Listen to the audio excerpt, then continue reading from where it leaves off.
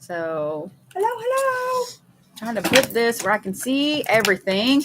All the things. All of the things. We are just not with it tonight. It just is what it is.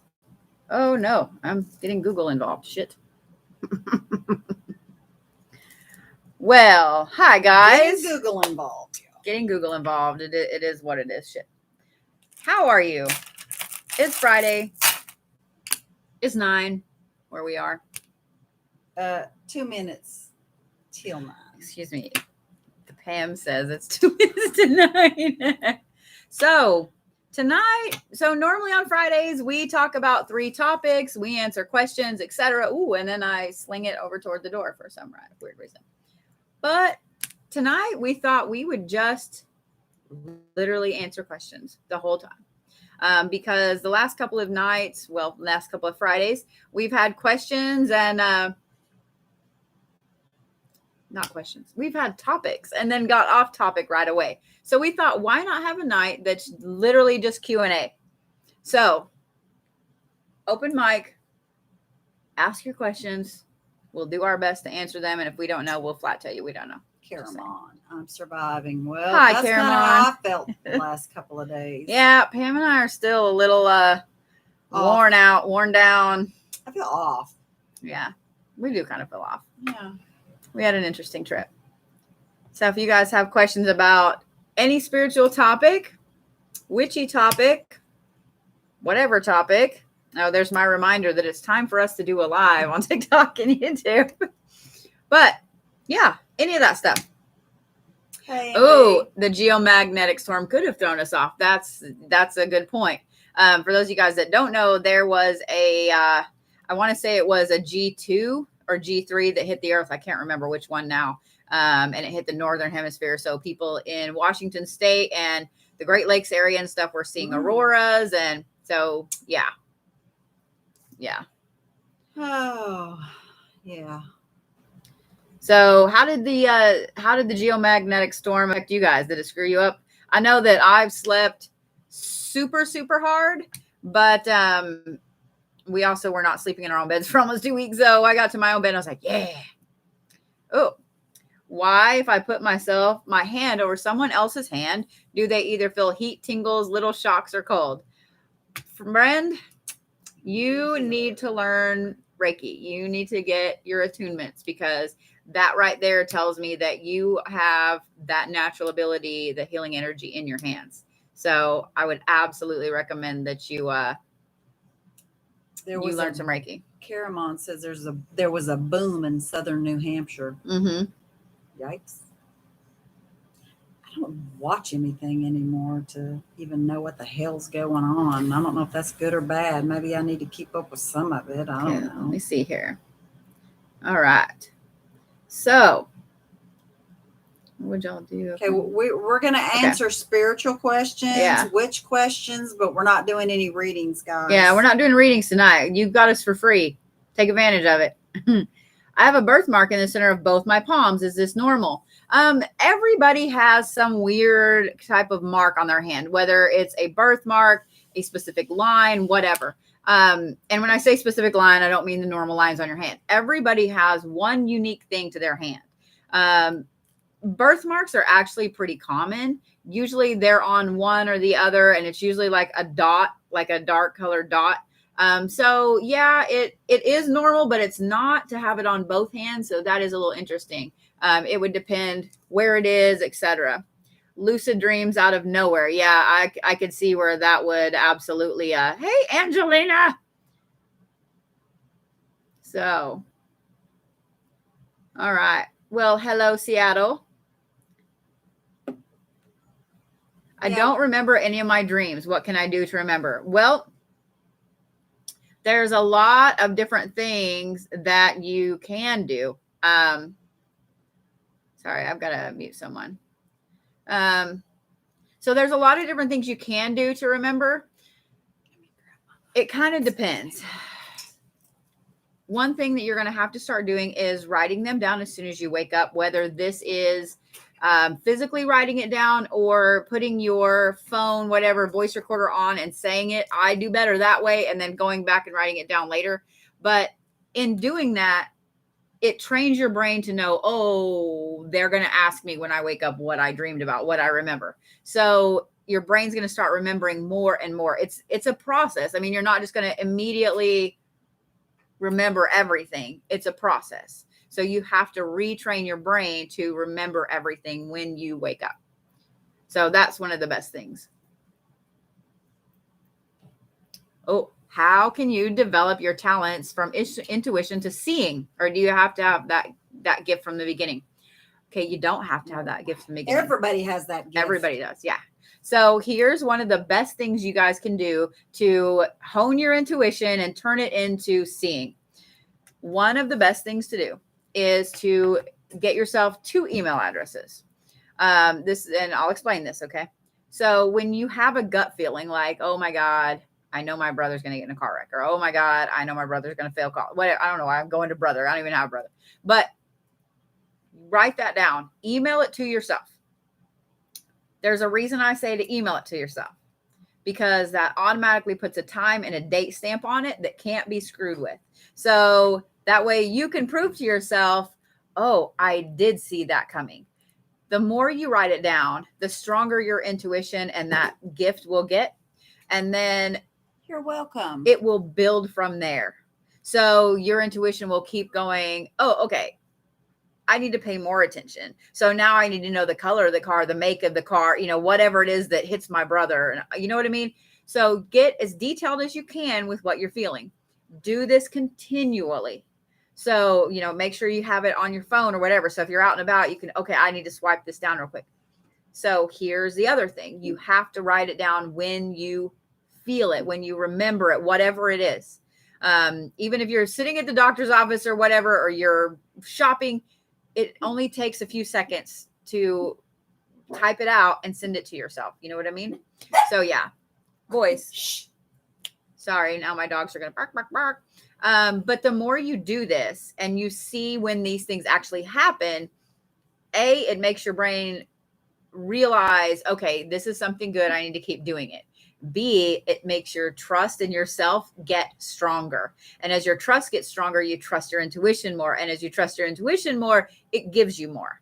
So that's exactly that's what I do is I email it to myself. And then if somebody says, if you're like, oh my God, I totally predicted this like 2 weeks ago, they could be like, oh no, you didn't. Here's the email. My advice would be, when you're writing it down, your dreams down in the morning, do it before you even get out of bed. I know your bladder's going to be screaming at you, but just write key points down. Blue car, dark street, hometown, just something so that, and then, by all means, get up and go pee. But literally, if you do get up and move around, you're going to lose it. I don't care how vivid you felt like a dream was. And, I'm not going to forget that. I don't need to write it down. Famous last words. You will forget. Don't do that. Just key points. I don't care if you're got a notebook or you're putting a note on your phone. Do it before you even get up. Yeah. Because the minute you get up, the minute you go pee, then you're like, oh, I got to fix coffee. Oh, I got to start laundry. Oh, I got to do this. I got to do that. So your brain starts forgetting it, forgetting. And you think you're going to remember later, but you're not. You might remember points. MV said that they've had strong intuition, almost always end up happening, like needing to go a different route because they felt like a train was going to be coming, and then they saw that there was a train. Yeah. Follow your intuition. Literally, if you are feeling like you're driving down the freeway and you feel like you need to get out of that lane for some reason, don't just go, what that is. Just do it. Just do it. There could be something that's keeping you from an accident, from damage to your car, running over something, a flat, or whatever. Listen to your gut. Yeah, that's exactly it. And if nothing, 9 times out of 10, you're not even going to realize the decisions you're making on the daily are your intuition telling you things. You're going, and you may never, ever know that because you switch lanes, it kept you from an accident. You may never even realize that anything happened, but I would rather never know that I made the right decision than to make the wrong decision and something really bad happened. Yeah. So somebody was asking on here about a portal in the air during flying. There's portals everywhere. And with Google fucking with the timelines and shit, with the time crystal they've created, the quantum time crystal, yeah, you could go through a portal literally anywhere. There's another good question. Let me find it here.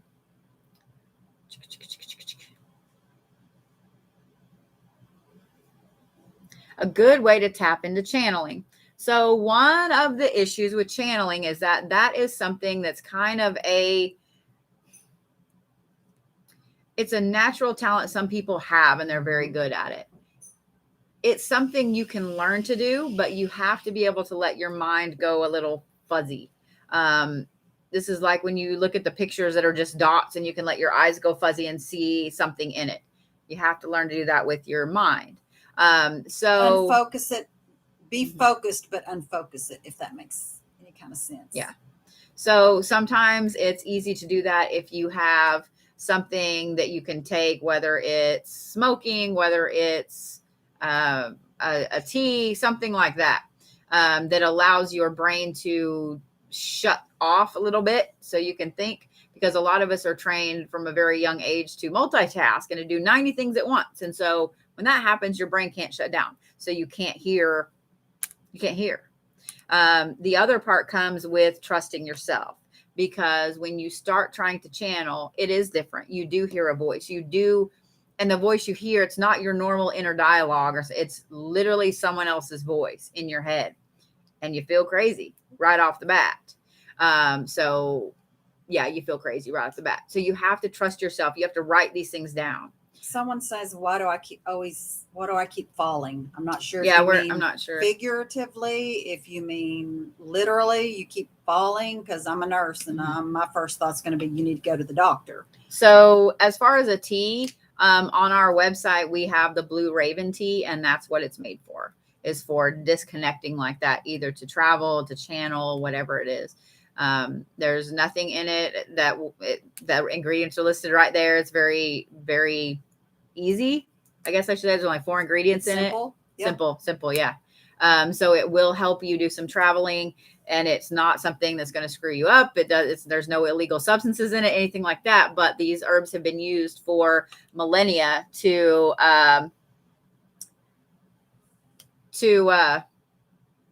travel, to have spiritual experiences, etc. So, a void walker starseed. Interesting. Well, we do private mentoring. We have a mentorship program and things like that. So, yeah, we would be getting pulled to channel through TikTok. Gotcha. Yeah. A lot of times, that's one of the things I do love about TikTok, is that the people, it's like it shoves people on their path. You're going to find things randomly, even when your algorithm is just, I watch all these videos. Things are randomly going to come in that you need to see. Oh, no, we're at home. Yeah, we're at home. We are home. We got home late Monday. So we drove from Las Cruces straight through to Tulsa Monday. We were in the car over 12 hours. It was a long drive. What about people that can sense death? So that would be called a harbinger of death. And a lot of times in the movies, it's made to sound like crazy or whatever, or seriously bad or whatever. It's just, when someone's going to pass away. Really, the more you hone your spiritual skills, you're gonna start to know. You're gonna start to know that. I could pinpoint it within months. Mm-hmm. Yeah. Being a nurse too, you just feel like you're in tune with your patients, but yeah, I've always known. So literally falling and breaking bones, sweetheart, I would say you need to go get checked out by a doctor. Yeah. Because that could be a ton of different things. I wouldn't even spiritually begin to tell you it's this, that, or the other. I think you need to go to a doctor, a physician. Oh, well, hello, nurse who also works in Tulsa. Well, I can't wait to read the rest of that question. I can tell by smell when someone's going to pass. That's interesting. That's one of the more rare clairs that are out there, is being able to smell things empathically, being able to smell different things. I can smell a lot of different illnesses, mainly cancer. Mm-hmm. I've always been able to do that. It's very, very, yeah. Hey, Tuck. So started noticing I get messages when people would enter the room from like their guides or whoever's around them. I used to have dreams 3 days before someone dies, and I think I closed myself off. It's interesting that you say that because we've dealt with that a lot the last 2 weeks with people that had very, very strong gifts when they were younger, and they shut them off. Something scared them and they closed that door, they shut it off. And so the problem is it's sometimes a little easier to shut it off than it is to reopen it. So you shut it off and then you really have to work to get it back. And a lot of times you shut it off when you're very young. Mm-hmm. And then you do have to work harder to get it to open back up. And sometimes it naturally does it as you open yourself up more as you're older and understand you're not coming at something that's not so scary in a child's point of view. You are now an adult and you are ready for those gifts to remanifest. And sometimes they do naturally. Mm-hmm. And sometimes you do have to put some effort into it. Yeah. I have these sensations. I'm reading your messages on here, Sergeant. Look around there and somebody's already looking at. Yeah, CJ, just send me a message. We'll be passing over within 2 weeks. So, love, that right there tells me that you're, whoa, what did I just do? Shit, I just went way the hell back up. Oh, now I got to go back to where it was. Okay, so that right there tells me, that you've always been a harbinger of death, that you know on several different fronts when someone's going to pass away. So did you ever use that? I saw that you had said you're retired law enforcement. Did you ever use that to help you in your job, like in your career? Yeah. Sensing someone else's death that's hard. That's hard. Well, you also feel this sense of responsibility. Mm-hmm. Do I have to, is there something I need to do with that? No, maybe sometimes you just need to be prepared and be able to prepare the people, not just go, hey, listen, Uncle Joe's fixing to die in a couple of days. So just so you know, Mm-hmm. not like that. Just, you know, that you need to stay close to family, stay close to those friends, and just be supportive.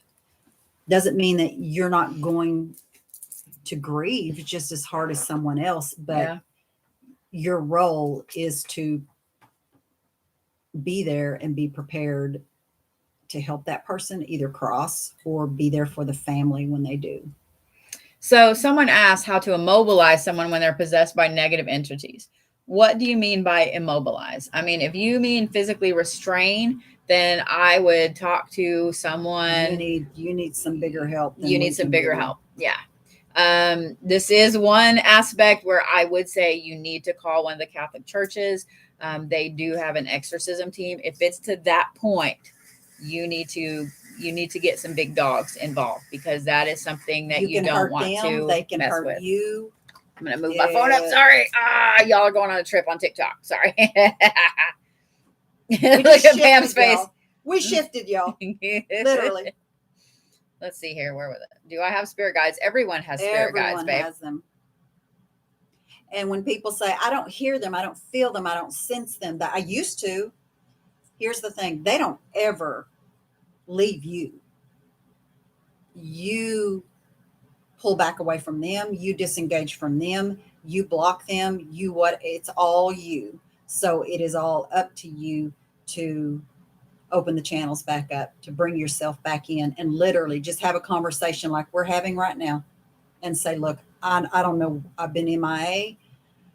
I'm going to pay attention. I need you to send me signs to let me know that you know that we're good. Yeah. We're good. Yeah. So that is the problem, Sergeant, with letting people know sometimes they're closed off to even wanting to know anything spiritual. Some people are closed off to wanting to know when they're going to die or when so-and-so is going to die or whatever. It's just something you have to deal with in this line. I mean, there's I've gotten to the point where I know I can know when someone is open to hearing that message or not.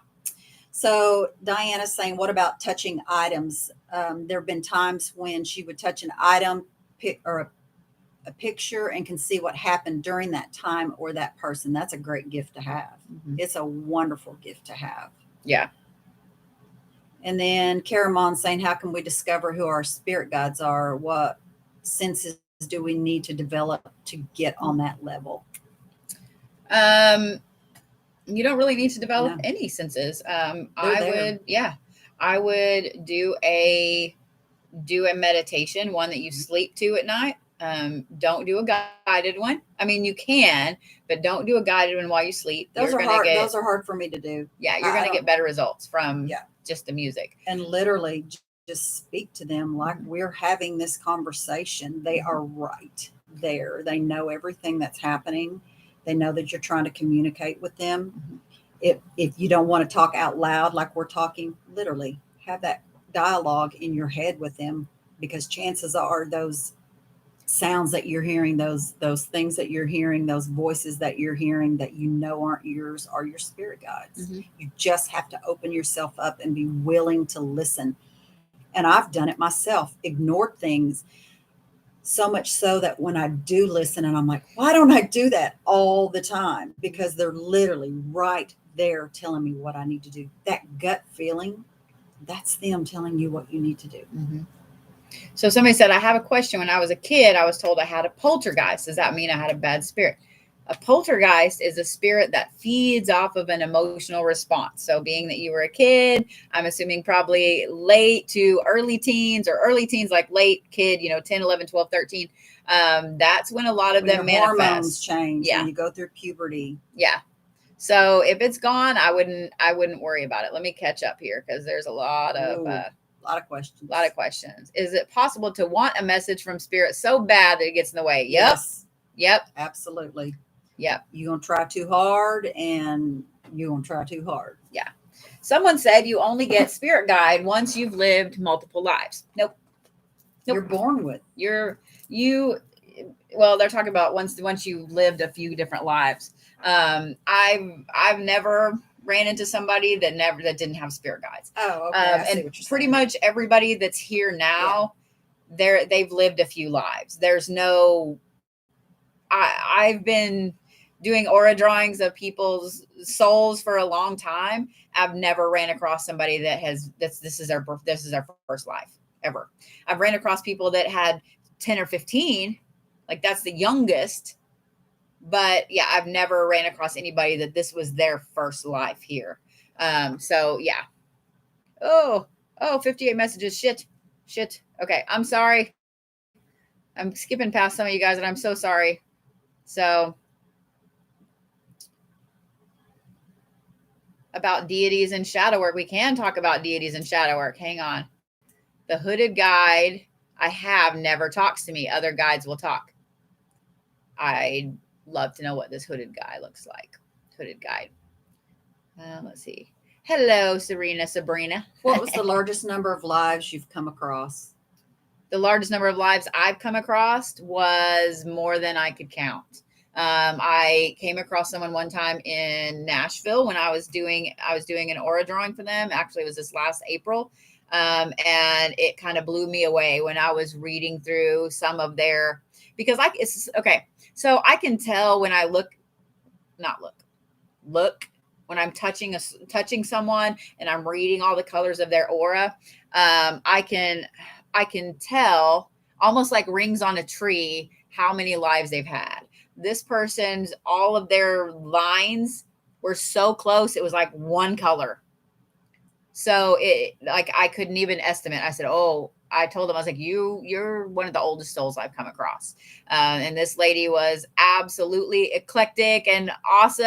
And yeah, she was really, really, really You've cool. Either had an enormous amount of past lives because you're a train wreck and you ain't getting it and you don't want to get it and you're stubborn, your soul, or you can not have very many lives because you're leaps and bounds in that life, learning the lessons that you need to learn so that you're literally on a fast track. Mm-hmm. So, I mean, and it's just, and everything in between.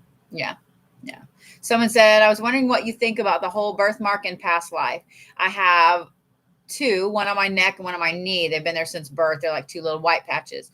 It just depends. Everybody has different schools of thought with it. I mean, I've done a ton of past life readings, and there are sometimes I'll say, oh my God, like you had this injury or you died this way or blah, blah, blah. And they'll say, oh my God, I have that birthmark or I have this or whatever. But as far as a birthmark, every birthmark being something, I don't know really if I tune into that very much. Dolores says something about a BB. BB tapped me right in the forehead. Hang on. Bittersweet. Let me find it here. Sat down and cried like a man. Okay. I'm reading back through the things. Bittersweet. Yeah, we've done some pretty interesting. I know I have this week past life. Oh, gotcha. Past life readings. That's interesting. That would tell me that something slammed into you. That something when they were a kid, they were told to pray about something and sat down looking at their hands and crying and had something hit them in the forehead. It's like, yeah. So, oh, thank you. They are totally press-ons. I love them. I really like them. And when the lights are blue in here, they glow. It's pretty cool. How can you tell if you have past lives? Somebody just right above there. Past lives on your own. Well, like I said, I have never ran into anybody. I've been doing this since 2014. So professionally, I've been doing it long before that. But I've never ran into anybody that this was their first life. So how do they find out what their past lives are on their own? So one thing I would say is to listen to some of the meditations, some of the Hertz frequencies on YouTube that are meant to help you look at past lives. I don't recommend doing any past life regression, especially the YouTube ones or whatever, because when you're doing a past life regression, it's hypnosis. You need someone there to help pull you back out if you freak out or whatever. I don't ever recommend doing those on YouTube. And you have to be ready for what comes. You have to be ready. And is anybody ever really? Because it's traumatizing. Mm-hmm. It's very traumatizing, and you're there and you see it, and sometimes you feel it. Yeah. Yeah. So, sorry. Past life regressions, like Pam was saying, if you're not ready for it, you're going to see cool things. You're going to experience cool things. You're also going to experience yourself dying. You're going to feel it. You're going to see it. You're going to experience it. And for some people, that really, really almost breaks them. And B says, tell everybody to take a shot of water. I know we got Karen on. We got Karen on YouTube and Serena on TikTok counting my yawns. So, yeah.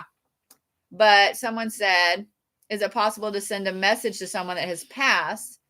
And what if it has to be a negative message? The thing is, sending a message to someone that's passed is very easy to do. It's getting them in return that sometimes is hard. Just talking to them, telling them you'll leave yourself open. Now, there's a disclaimer here. So let me say this, and then I'll give you the disclaimer. That you're going to leave yourself open to talk to them that night or whatever. You just have to put very clear boundaries on it. You're only talking to that person, and you're not going to entertain anything negative, etc. Like, you have to put super clear boundaries on it. So, all right. Have y'all ever seen deities in the astral realm?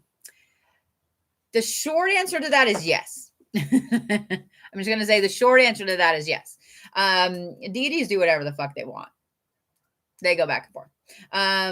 I haven't seen it a lot, but there is a spot in the astral realm, astral plane, where they kind of all have a vacation home. Let's just say that. So yeah, I saw a Starseed video that explained the Starseed history masked download as a story. I couldn't look away. That's kind of what happens whenever you start to find your Starseed. And you have people who don't believe that Starseeds exist, that was something that was put on in the 70s to basically push aside neurodivergent people and to make them not feel a part of what we are and who we are as a people. I'm not neurodivergent, and but I totally feel, I'm a starseed. So if you don't believe, you don't believe. If you do, go down that rabbit hole and find yourself. Ooh, sleep paralysis is a good topic. Let's talk about sleep paralysis. So sleep paralysis is something that happens in between being fully asleep and fully awake. Usually, and I'm going to say 90+% of the time. Hi, Paula. Sleep paralysis happens because you've been traveling in your sleep. And most of the time, you probably don't even know you're traveling. People that are neurodivergent have a very easy time traveling. They do it without knowing they're doing it. You ping the interest of something in the astral plane. Most of the time, they don't give a shit about us. Like, they really don't care unless they see you repeatedly. And if they see you repeatedly, then they go, oh, okay, you got some gifts. Let me follow you home. So they piggyback and they follow you home. And so what they do when you're in that phase between being solidly asleep and awake, they feed off of your emotions and your energy. It's like a fucked up Black Mirror version of Monsters, Inc. They do it in different ways. So depending on if you're more masculine or feminine, they'll feed off of you in different ways. With more masculine, they'll feed off of you with anger. They'll feed off of you sexually, and they'll feed off of you with a little bit of terror. But for the most part, it's anger. That anger is great. If you have a more female energy, they will feed off of absolute terror and stalking and things like that, like very scary type energy. And they are very hard to get rid of. Yeah. So, woo, you guys are all the questions. This is awesome. I've been in tune to Atlantis since I can remember. My mom told me that when I was little. Now, that's really cool. Very. So, I just saw a thing the other day about what is the name of it? There's an island that's said to be off the coast of Ireland, and it is completely round. And they think that is Atlantis, that it's only seen once every 7 years and so on. Interesting. So how about when you see someone and a figure while paralyzed? That would be whatever followed you back from the astral plane. They tend to be either just all shadow or they show up as a hooded figure. Usually you don't see a face, you don't see skin, you don't see hands, etc. You might see eyes. But they are very, very menacing feeling. They just, sometimes they will fuck with you to produce that terror. Yeah, headless, exactly. Sometimes they will just stand there and watch you to produce that terror or to kind of figure out what they need to do. So it's very interesting. Okay, now that's cool. I used to go to my rainbow house when I was a little girl. I told my mom my friends were there. That's interesting. So you were doing some traveling. Yep. So, yeah. Let's see. MV's saying that she hasn't had so much of that thank you. bothering her since she sets her intentions every night and has her black horse next to her bed and her crystals. I've heard it's also manifestations of your shadow self. Are you talking about with sleep paralysis? If you see a picture of a ghost, can you tell if it's good or bad? Yeah. I mean, I can. What the hell? TikTok? That was you. I was all you, Mandy. Nope. It was TikTok. No, I'm blaming TikTok.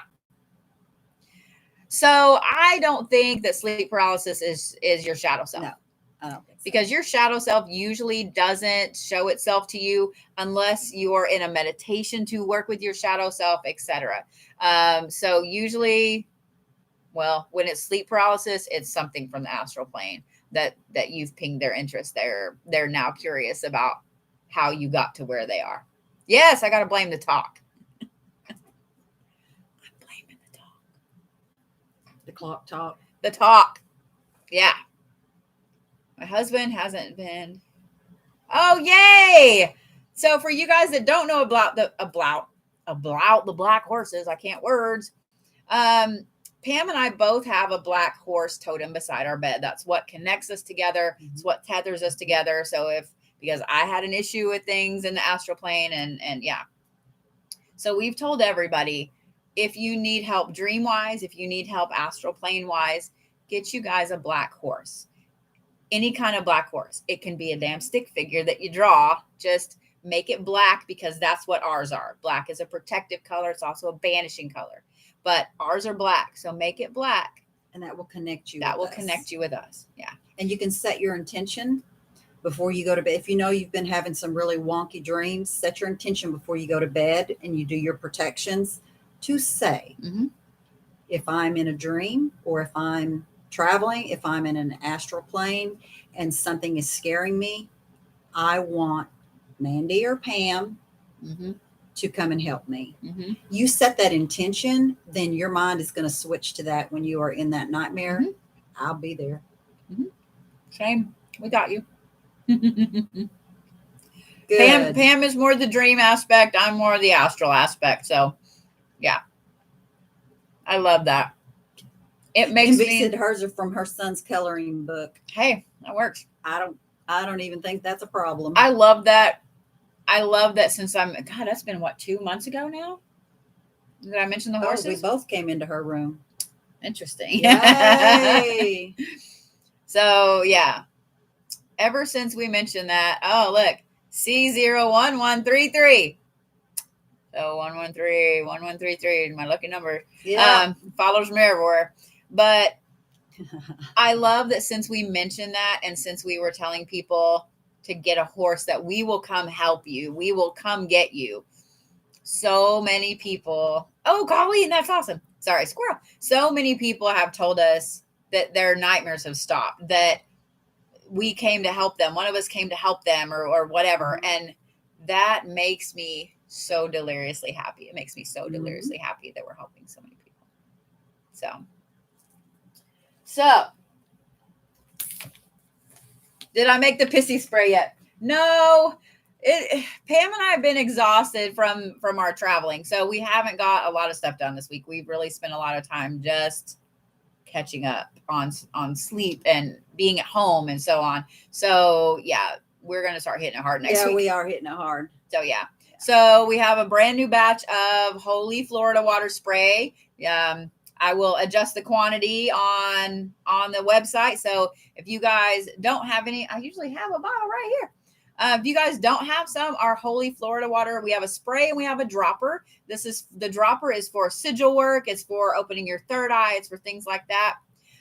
The spray it's grounding. It's super, super grounding. We take a bottle everywhere with us, spray it in the air, walk through it. We spray it around our booth when we're at a convention, hotel room. It has a vodka base. So and it is traditional Florida water. It was steeped over 2 weeks. It's also mixed with pink lotus infused holy water. So not only is it grounding, but it's very protective. You literally are just going to put it on the dropper on your finger and just rub it on your third eye. Yeah.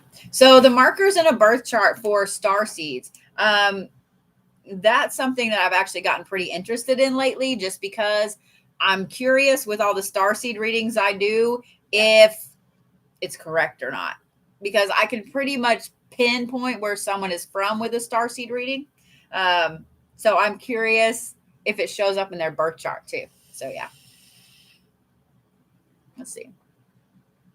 What does it mean when sleeping and your body jumps? So that's actually, I'm trying to remember. There's actually a medical term for that, but it's just your brain kind of shifts a little bit. So yeah.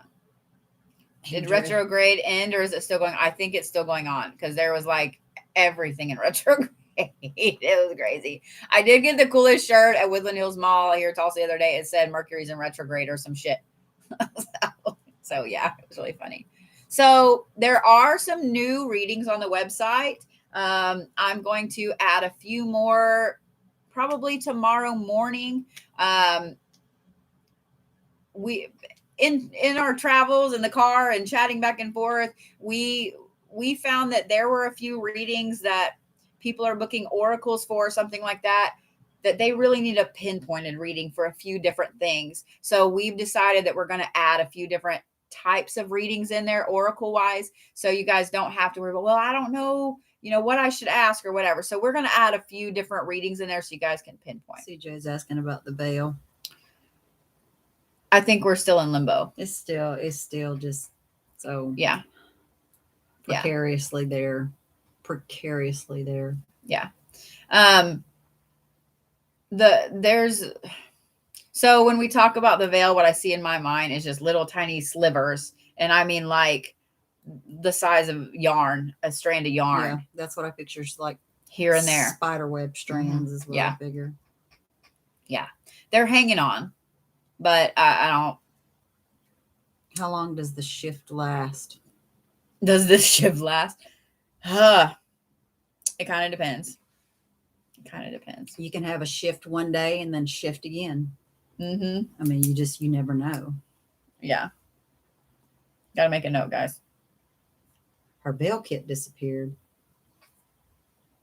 Interesting.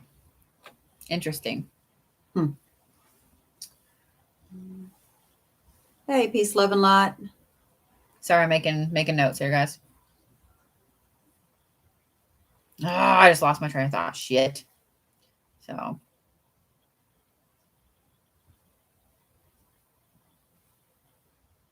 All right. Somebody wants to know, what does the veil mean? That's all I could read. Okay. So the veil is what separates the spirit world from the physical world. So think about the equator on Earth. Okay. So Earth itself is actually like the equator. On one side of the Earth, you have the spiritual realm, which that's where people pass when they pass away, or deities, and whatever. On the other side, you have a void. The void. There's nothing there. It's like the nothing from the never-ending story. There's not good things that are there. The veil keeps that separated, and it keeps things from both sides from Earth. Now, there are times when things can go back and forth, such as right around Samhain and so on. The veil kind of drops slightly, so good people can go back and forth and so on. So can the bad people. But yeah, right now in the last few years, the veil has been faltering. It's been being damaged, I think, intentionally. And then also because it's on a cycle, just like everything, nothing is forever. So this is something Pam and I have talked about a lot. I feel like it's all this time travel shit they're trying to do, that they're damaging it, not realizing they're damaging it. I hope they don't realize they're damaging it. Yeah. I hope they're not doing it on purpose. Yeah. I really do. So I fully subscribe to the belief, and there's a huge thing out there online, you guys can look it up, where people believe that those who interpreted the Mayan calendar with 2012 got it incorrect, that it's not 2012, it's 2021. And they didn't talk about the end of the earth. They literally talked about the end of the veil. So the veil, it's not so much, the world's going to end or whatever. It's that it's a mass spiritual movement, awakening, shift. It happens continually throughout time. So yeah, it's interesting. If that piqued any of y'all's interest, I would highly recommend looking it up and kind of delving into it. Someone says, I think it's unintentional but necessary. And it could be, yeah. And that's what I was saying. There is some stuff that's unintentional with it because it's on a cycle. But at the same time, when you look at Google making a quantum time crystal and shifting things forward, and it's not just jumping a coffee cup forward a few seconds, you're now fucking with space-time. You're fucking with that fabric. You're fucking with the veil. So I totally follow that very, very closely, just with some of the time shifts that have gone on. And we've talked about this a lot too, that some people have been experiencing shifting to different timelines, to other realms. I don't know how to, I lost my words for a second. Yeah. Mandy does have a video out, don't you, about the veil kit? And Yeah. what we were doing. Yeah. It's pretty far down in on my TikTok, but yeah, it's on there. So World that I think the calendar is marking the change to the 5th. mhm. Yeah. And what's interesting, guys, is there's a lot of prophecies about mass spiritual awakenings and so on. And they all coincide very closely from cultures all over the world that never talked to each other, but they developed almost the exact same prophecies about a mass spiritual awakening and that people are going to have to choose. They're going to have to choose. So that's interesting. Someone said, one of my clients was a medium and said New York was going to be underwater in 2045. There are several theories, prophecies, whatever out there about the United States and several places around the world shifting and flooding. In fact, I saw a TikTok the other day where everything up to the Rocky Mountains was pretty much underwater, like west of the Rocky Mountains. And all of it was just very, very interesting. Hey, Pocahontas, we were just talking about you. And I didn't bring mine. Oh, she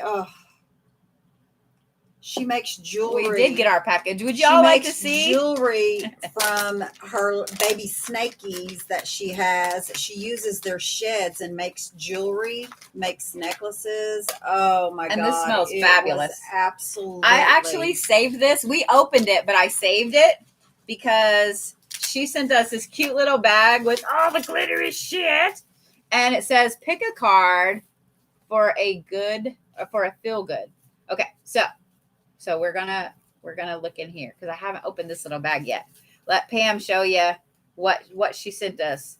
She sent us some awesome snake skin and so on.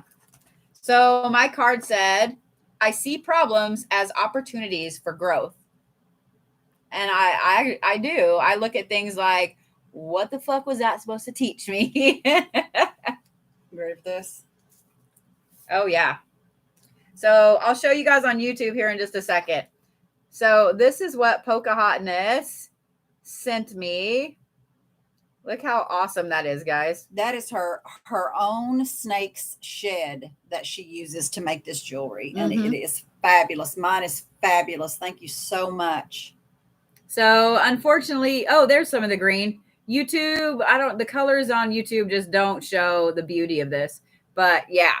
So if you guys would like one, Pocahontas makes them. So she's on here. So yeah. Yeah. Can you guys see the eyes? Oh, that's the head shed. Yeah, you can see the eyes. Oh my God. And the little nose. So there you go. Wow. So, yeah. Pocahontas, did you see my ring I got? I figured you would appreciate it. Look at Ben's.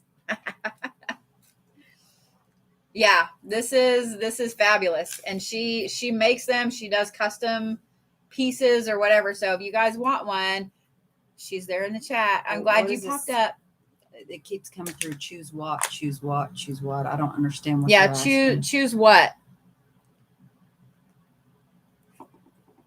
So totally got this at Earthbound, guys, for like $11, I think. And it's stretchy, so it can go on both. So snakes symbolize rebirth. Just in general, snakes symbolize rebirth, the shedding of the old and, the development of the new.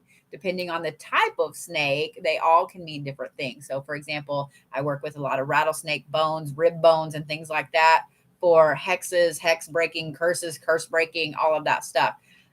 Rattlesnakes are viewed as, because they're venomous, they're one of the most well-known venomous snakes. But they're healing as well. Yeah, they're viewed venomous. as, yeah. So, yeah. Oh, can you choose to ascend or not, light or dark? Yes, to an extent. I know. I know that when I was doing a soul reading on someone here a while back, it literally came up that this could be their last life. But I didn't feel like that they were going to choose to have another. I think it's an option at a certain point who wouldn't want to just ascend, but you do have those people who truly, truly just want to learn and are choosing to go ahead and come here for another or couple of lives just because they're here for a specific reason. They're here to learn, they're here to teach. And some people like it, just like some people just love to learn here in this life, that they want to continue that and they can choose to or not. So Pocahontas, I think that's funny that his name is Rick, because Rick and Morty is my favorite cartoon. I love Rick so much. I've already warned my kids that I'm probably going to be Rick as a grandparent. How many lives do people have? They can have thousands. Mm-hmm. Yeah. They can have thousands. So someone asked what scorpion means, and I used to know remember. it. I used to know it because I was finding them all the time. Aside from the fact that they were crawling all over me. I know that usually their protection. I'm gonna have Pam look it up, but I know usually it's protection. It's I want to say prosperity, but I can't quite remember. So wait, we come back to Earth and learn what we want. Okay, so here's the thing about lives. Let's talk about. Oh wait, Pam found it. There you go. Cycle of light and dark, life and death, rebirth and ending. Yeah. So here is the deal with past lives, passing away, reincarnation, etc. Everything is a cycle. It's if you look at it like a circle and there's 4 dots, like the cardinal directions, you have up here is where you're alive. This is where you're living, you're learning, you're going through this life, etc. When you pass away, you go through a debriefing basically to figure out, okay, I learned this, this, and this, but I didn't learn these 2 things. So I have to do something else to learn those. And you go through and you unpack everything.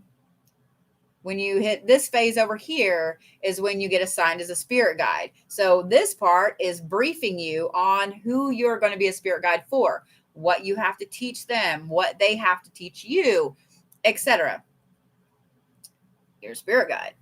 Then when that person passes away, you get debriefed on that life. What did they learn? What did you teach them? What did you learn, etc. And then this is where this part over here is where you choose which life you want to come back in. And we'll talk about that in a second. So then that's okay. This is all the stuff I have to learn, etc. It's literally a cycle over and over. And some people choose the hard stuff, the hard lives, because they came here specifically to learn, to learn about justice, to learn about struggle, to learn about how hard it can be. And they purposefully choose hard lives. And those are usually the people who don't have to go through so many lives, because they do the hard work and they learn the lessons they're supposed to learn very quickly. They're overachievers. Yes. And then you have the ones who are like, nah, I'm not going to do that. And then they go to the next life having new lessons that they have to learn, and the old lessons. It's like literally getting to your senior year and realizing you don't have enough credits to graduate because you fluffed off. So if you look at reincarnation like school here on Earth, you have to go kindergarten through your 12th grade, your senior year of high school. You have to have credits to graduate. If you don't have those credits, you get to go back and do it again. The thing is, you're stuck here until you figure it out. However, once you figure that out and you're to that point, some people choose to stay. They choose to go to college. They choose to get a master's or a doctorate or a bunch of doctorates. And the thing is, while you're doing this, while you're learning, you also have the opportunity to live other places. And I don't just mean other places on Earth. You have the opportunity to live other places in the universe. So this is where starseeds come in. Those that their souls were created somewhere else tend to want to kind of go back and visit because they get a little homesick. But there's still lessons you have to learn there as well. So yeah. For beginners. So one of the best books that I've been recommending is To Ride a Silver Broomstick. It's very, very good. It's written in very easy to understand language. It goes through the gamut of a lot of different things. There's a few others out there, but that's the one I've been Well, that's an recommending lately. interesting question. Have you ever been kicked out of Akashic Records, like someone stops you and knocks you away from it? So I have not been kicked out, but I have been blocked out of yours. Well, when I'm reading other people's, I have been told I was not allowed to tell them. Yeah. And there have been times when it's like, you know how the government goes there and they black out things in a file? Redacted. I've had that. Yeah, I've had that. A redacted file. So, because even though I'm told not to say it, doesn't mean I'm not going to say it. So sometimes I'm just not shown. I'm shown a little bit, but not all of it. So yeah.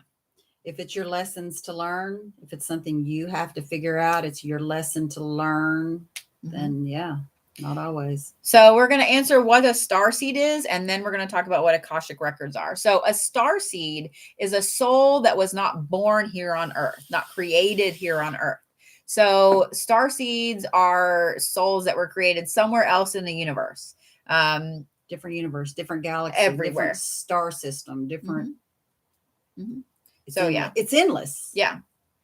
And the thing is, there's a lot of people we're running into lately that a lot of people are hybrids. You have several different places in the galaxy that you're from. Some people are from galaxies. They're from areas of the universe that don't have names that we haven't really discovered yet.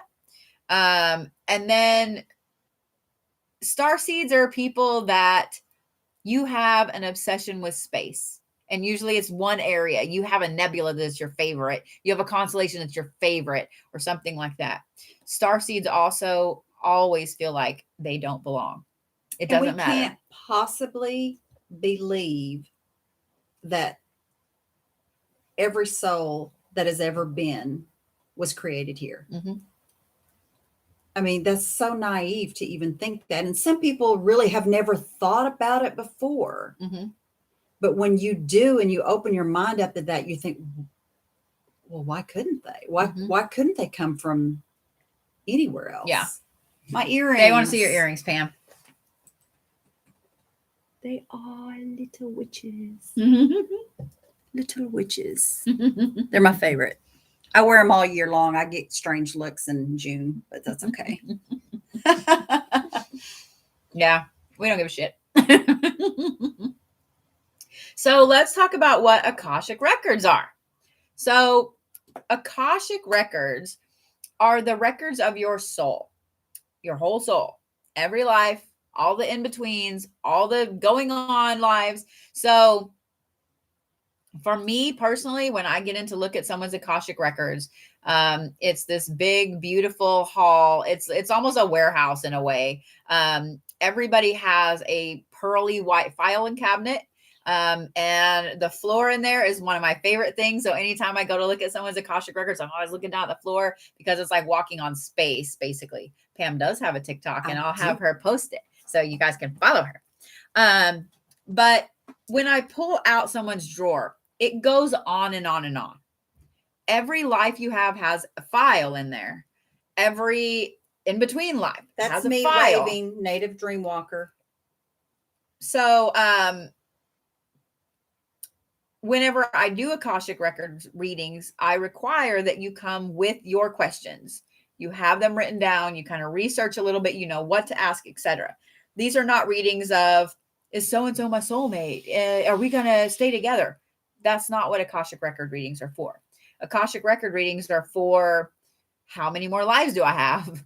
Do I have karmic bonds I have to take care of? What do I need to take care of? You know, they're for those kind of serious, in-depth soul questions. They're usually not something you want to answered in the very beginning of your journey because there's so much that you really just base-wise need to learn kindergarten, middle school, junior high, high school. When you get up to those upper levels, that's when you start asking those serious questions. And some people can get on the fast track and get there, but I don't urge anyone who is very freshly starting out in their spiritual awakening and spiritual journey to ask those sorts of questions. It's just, it's really difficult. Yeah. So whoever's tapping the screen for the likes, thank you. I see them popping up there. There was a good question. Let me go back to it. What do you think the purpose of all of this is? If we can try again, what are we working for? Well, you're actually working for being on the other side of the veil. You're actually working towards moving to enlightenment. Some people feel like when you reach enlightenment,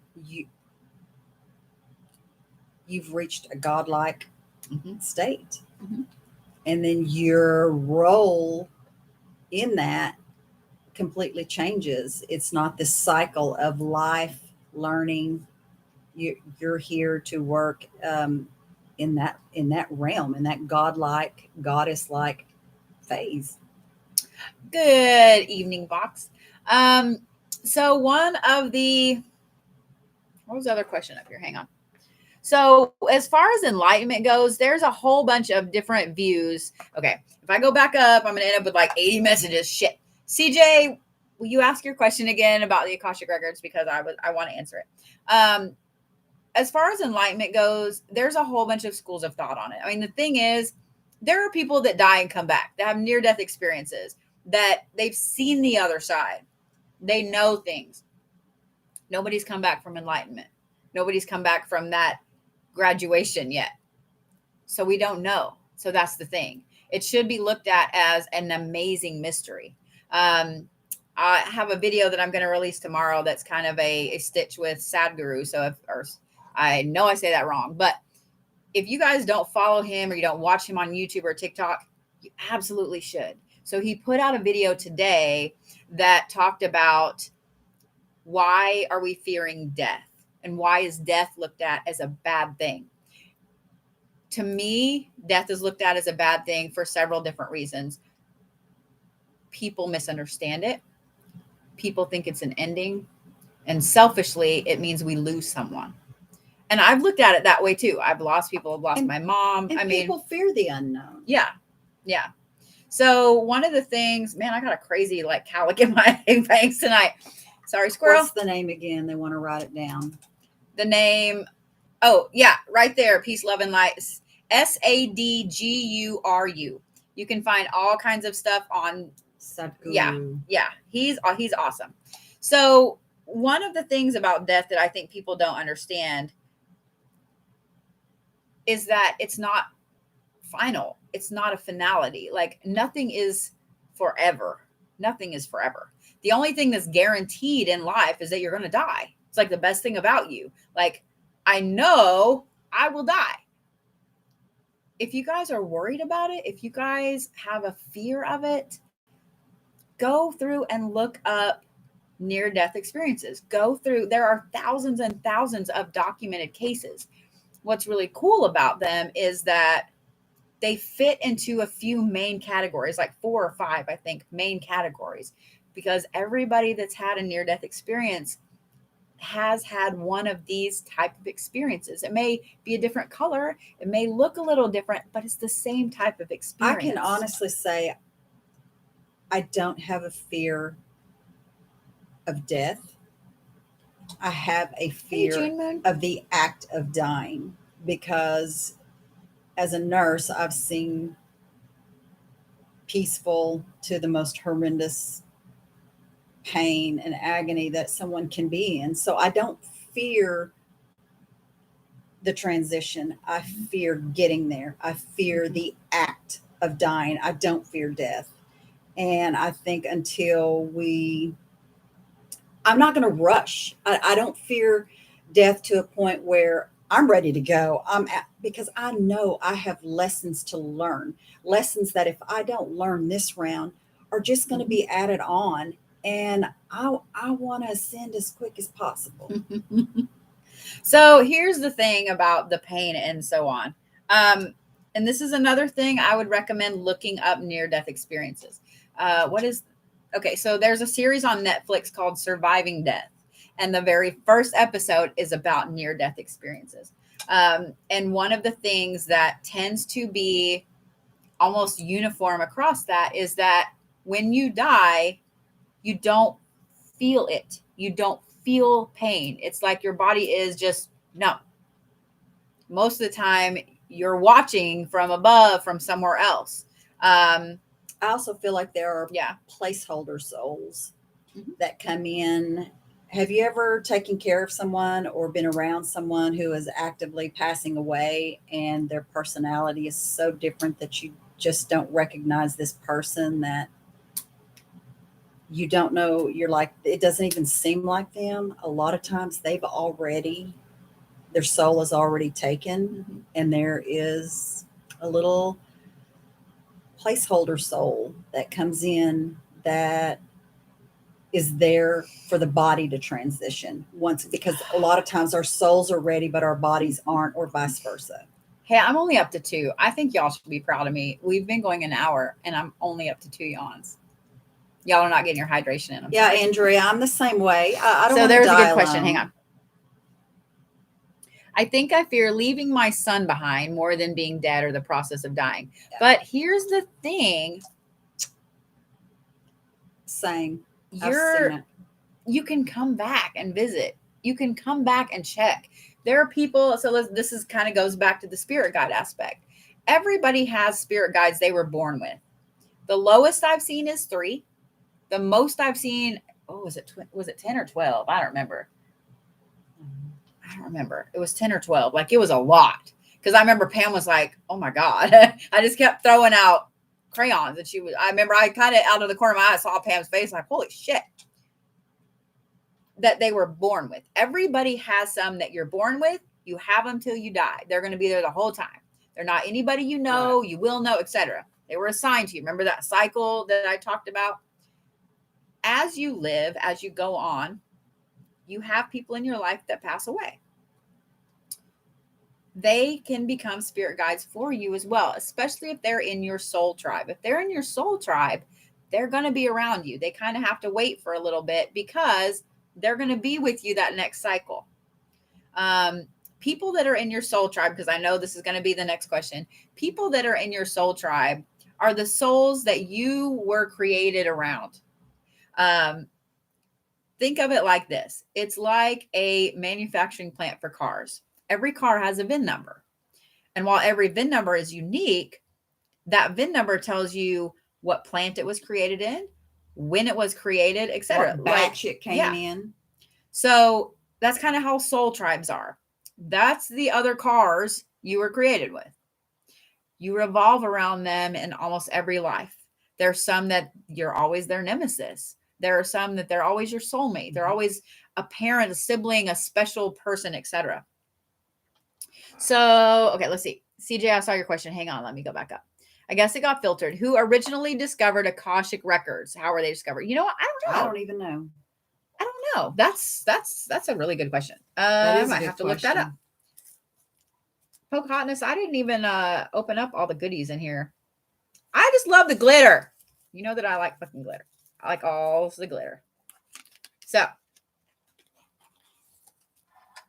I know I have a Native American with me, but haven't been able to communicate with him. So, here's one thing that's interesting. Sometimes when we have spirit guides that they speak different languages, it can be hard to communicate with them because they're not going to just come out and be able to talk to you. So they may be sending you a lot of signs. If you guys aren't sure what signs your spirit guides, hang on. Your guides are not always your ancestors. No. Ancestors and guides are 2 different things. But they're not. But your guides are not always somebody who's been your family. Mm-hmm. I mean, look at the people who were adopted, who never knew anything about their families, who, somebody who is an ancestor could actually come back to be their spirit guide. You don't have to know them. So I should send glitter. As long as they know you. All the glitter. Your spirit guides always know you. Mm-hmm. Ginger, is that who found the Akashic records? So one thing that's very interesting is in the Akashic records halls and stuff. If I don't put that down, I'm going to keep playing with it. Cool, thank you. Can we download y'all's knowledge onto a USB drive? CJ, I love you. We'll have the microchip available, but not until 2023. So for no, you it can wasn't get a in hidden line. yawn. You So can get in line. for those of y'all on YouTube, here's what CJ said. Can we download y'all's knowledge onto a USB drive and upload it to us for a small annual fee of $55.55? How about if it's $44.44 or hear me out now, 11331. I'm just saying, or 113 or something like, I don't know. It depends whose knowledge you want more of. Let's say that. We'll add Pam's number together and my number together. Sorry. Oh, yeah. So one of the things that's interesting. You can join our mentorship program. Yeah. It's fixing to go through a revamp. Just so y'all know, we have a lot of stuff that has the uploaded change, etc. We don't like how some of the classes are looking. So we're fixing to revamp all of that. So that's something that we're going to be working on a lot in the next few days. We're going to actually do a first class, like an overview where you can see us, and we'll talk to you in this manner, and we'll go over some things, and it will be something like a preview for you to see what the classes will be like, to see if that's something that you want to do. Yeah. And they're cheap, y'all. It's cheap. Yeah. We're not cheap. The classes are cheap.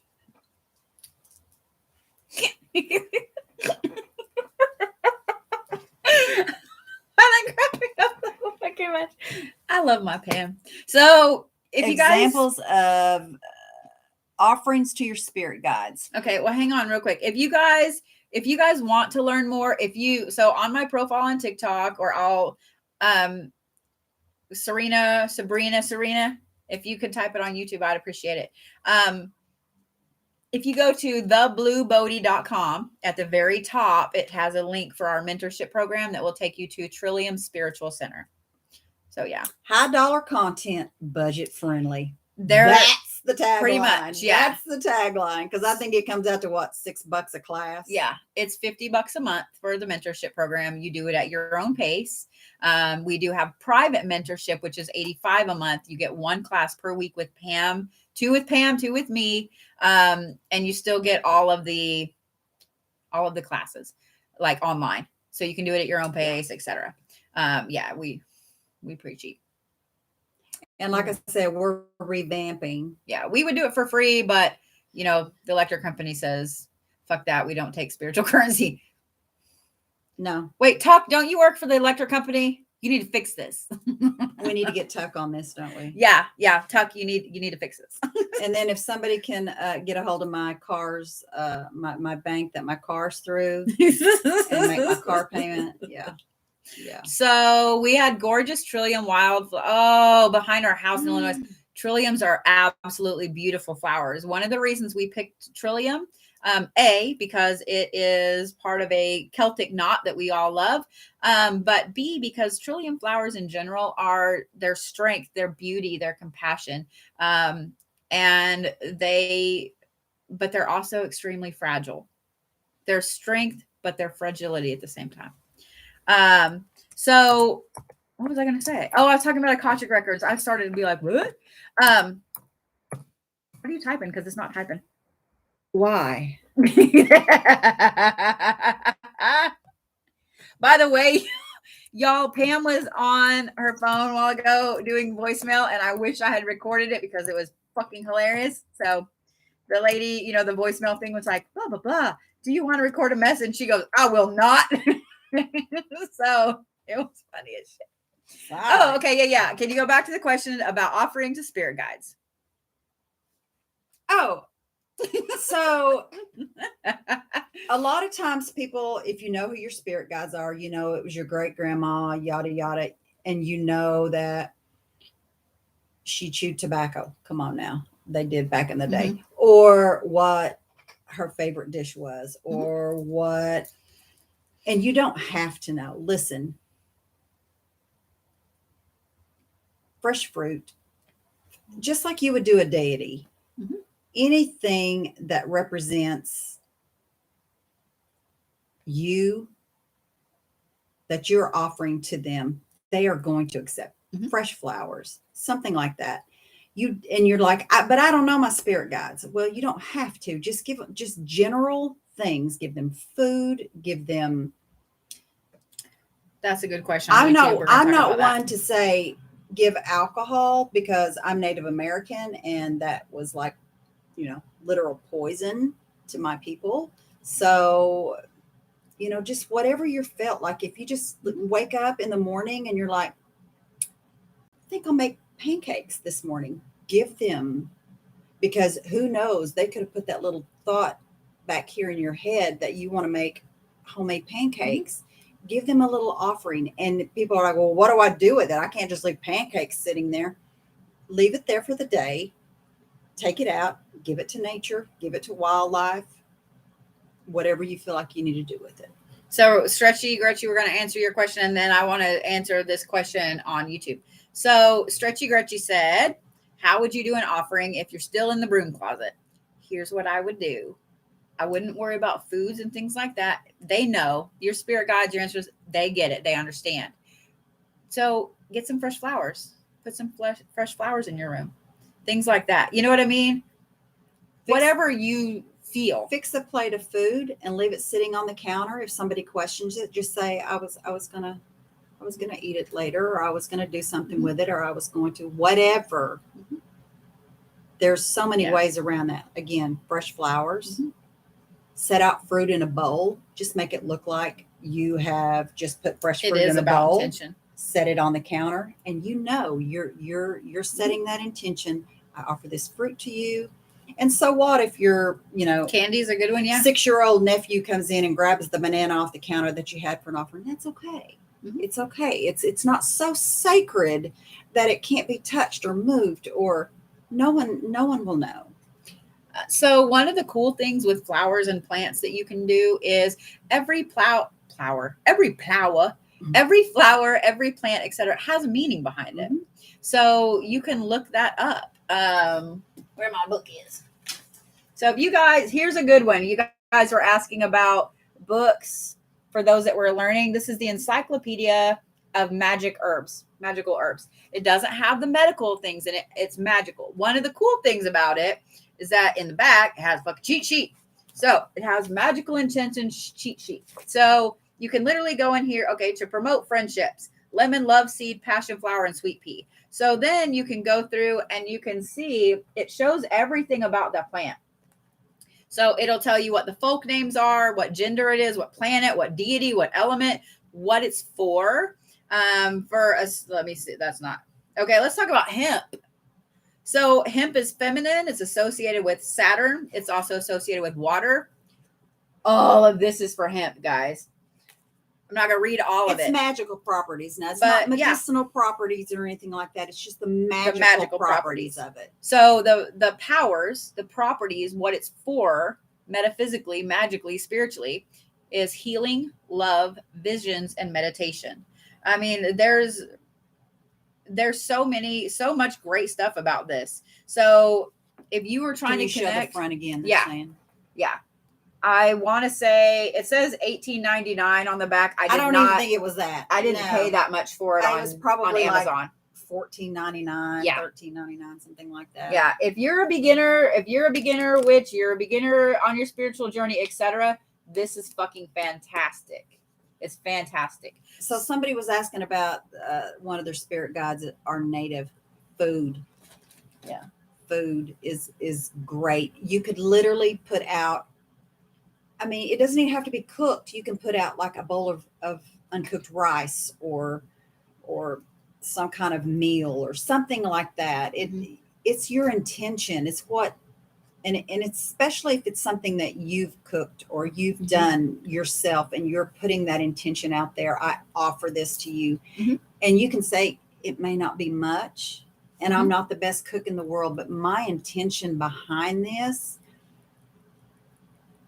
is to honor you and let you know that I'm listening and I hear you and I need you near me and I need you to help me and listen.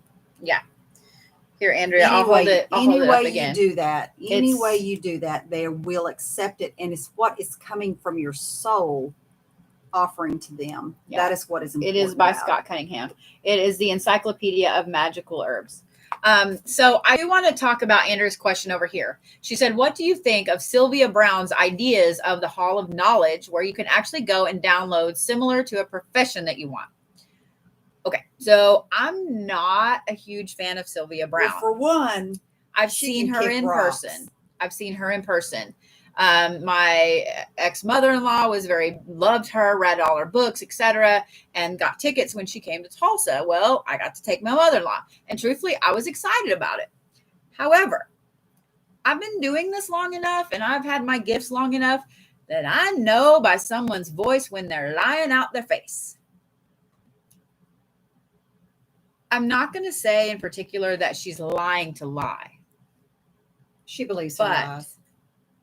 it's not, she just says what needs to be said to make herself relevant or whatever.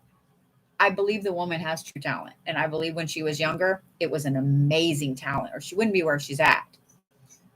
But at this point, well, when I saw her a long time ago, she had gotten to the point where she was just saying what needed to be said. She took everybody in the auditorium through a guided meditation, basically exactly what Pam talks to you guys about, wrapping yourself in light and so on.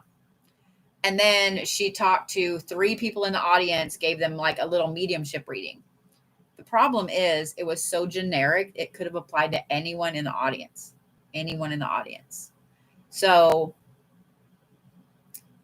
I don't put a lot of stock into it. Sylvia Brown. So yeah. We are talking about Sylvia Brown, the quote unquote psychic medium. I'm not saying she doesn't have gifts. I'm saying that she got so large that she had to say things to sound like she knew things. Yeah. And you don't have to do that. If you don't know, say you don't know. Yeah, if Pam and I are happy to be like, I don't if fucking something's know. not coming through, I'm not going to sit there and make something up, because that's horrible. I would feel horrible doing that. I would hate for someone to do that to me. Peace, love, and light. I love that you work with Lakshmi. I do as well. She said, I offer jewelry to the goddess Lakshmi. So for those of you guys that aren't familiar with Hindu deities, Lakshmi is the deity of beauty and wealth and prosperity. And she's absolutely gorgeous. And usually she sits on a lotus. And if you guys know anything about me, you know that I love lotus flowers. Dolores Cannon, I'm not super familiar with. I've watched a few of her videos. I need to research her a little more. She's the one, wasn't that the cards? The tarot cards? No, that's not. No, that's shit. Fuck, I can't remember. You think I would, because it was my first deck of cards with her. But Dolores Cannon, she's an older lady with like really short hair. So the videos I have watched of her, I love them. I love them. She's very knowledgeable. I know exactly who you're talking about now. Doreen Virtue. That's so Doreen Virtue. What's interesting, prosperity clouded, Doreen Virtue, absolutely. So what's interesting is, I know that you guys have heard us talk about, we can talk about what's the meaning behind Lotus here in a little bit, because Mandy, I got you. But Doreen Virtue, and then we're going to talk about Teresa Caputo, because Pam and I just saw her not that long ago. Doreen Virtue was my first deck of cards. My very first deck of oracle cards was an Archangel deck from Doreen Virtue. I connected with them immediately. I loved them. But this whole thing with her renouncing her cards, everything she had built her empire on, suddenly she was like, I'm not doing it anymore, blah, blah, blah. It's because all of these other card producers were coming out with brilliant cards. I'm not saying her cards weren't brilliant, but she pulled a Miley Cyrus is what she did. Whether you love Miley Cyrus or you hate her, she's a fucking fabulous marketer. That's what Doreen Virtue did. She took a Miley Cyrus page where she just flipped completely. Because think about it. Miley went from Hannah Montana to Miley, and people were like, oh my fucking God. You love her, you hate her, but you knew exactly what she was doing and who she was. That's kind of what Doreen Virtue did. I still love her cards. I still use her cards, and I will continue to use her cards. Mm-hmm. She has no bearing on how my cards work for me. Mm-hmm. Yeah. It's Yeah. just, yeah, okay, well, that was pretty lame of what you're doing, but she'll come Oh, back. we can talk about Kali in a second. She's another one I work with. So I need to talk to you ladies after the HorrorCon in Oklahoma City. So shoot us a message. We will be in Oklahoma City on the 4th and the 5th of December for the Christmas PopCon. So let me go back up here. Somebody was asking about how often to give your deities, your ancestors, and your spirit guides offerings, whatever it feels like to you. If you don't cook a meal, but on Saturday mornings you make breakfast for the family, that's fine. But I'm telling you, if you ignore them, they will let you know. Yeah. So our friend Stretchy Gretchy said, can y'all please talk about how to practice intuition? Yes, we can. We talked about it a little bit at the beginning, but here is what I did do, etc. When it comes to practicing and boosting your intuition, and then we'll talk about lotus flowers. Hang on.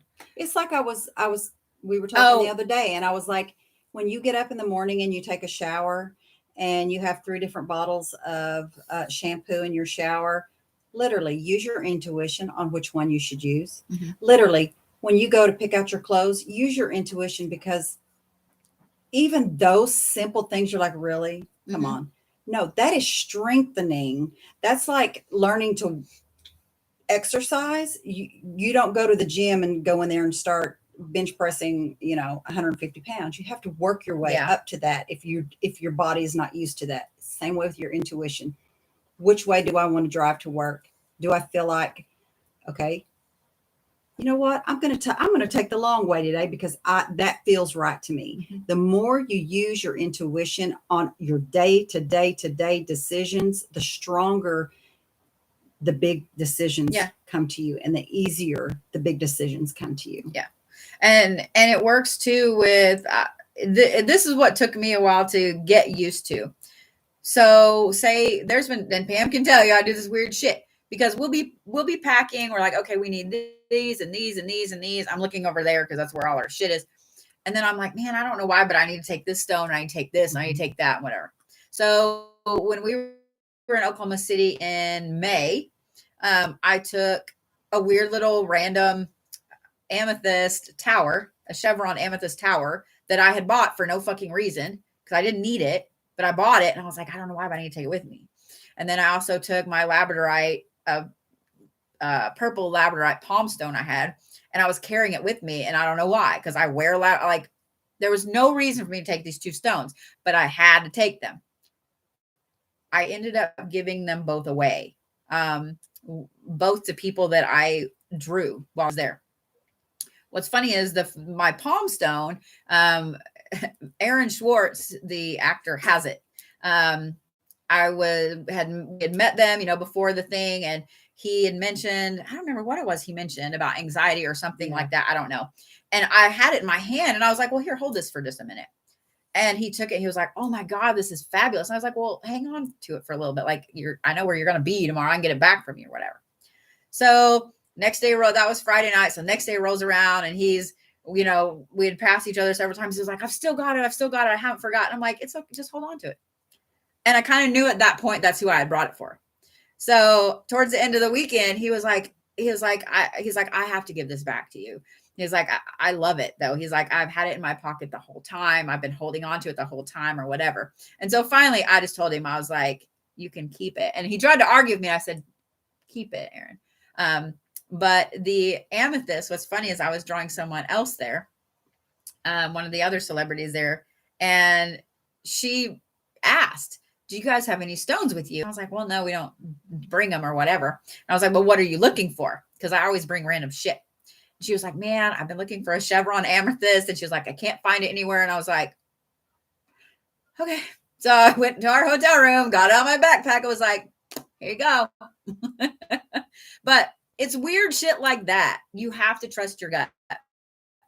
There's been a lot of times when we've been going somewhere and I've been like, I don't know why I need to put this in my bag, but I need to. And then sure shit, we've needed it. The more you trust it, the more you follow it, the clearer it gets.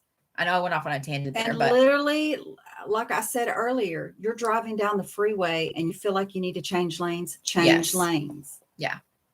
You feel like you need to go to the Target on the other side of town instead of the regular one you go to. And you may never know why you feel compelled to do something that you don't normally do. You may never know that you were veered away because something could have happened. You may not ever know, but I would rather not ever know that I was saved from something than something horrible to happen and go, I knew I shouldn't have driven my truck instead of my car, and I broke down and I was in an accident or whatever.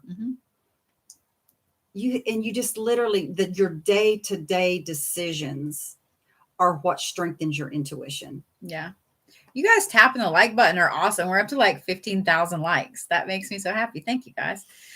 So one of the interesting things about trusting your intuition and trusting your gut is that the more you use it, the more detailed the information you get. The more detailed the information you get, the more you start getting actual messages and so on. So this is what I was talking about toward the beginning of this live, is that get yourself 2 email addresses, create a fake one that's literally just for you to send documentation to. So when you do this and you have, say you have a dream, say you have a gut feeling, something like, oh my God, my brother's going to get in a car wreck.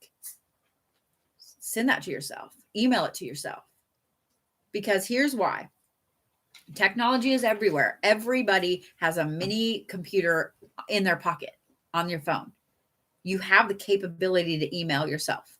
So email it to yourself. It puts a time and a date stamp on it that can't be removed. So that way you have record of it, and you will learn to trust your gut. You will learn to trust your gut.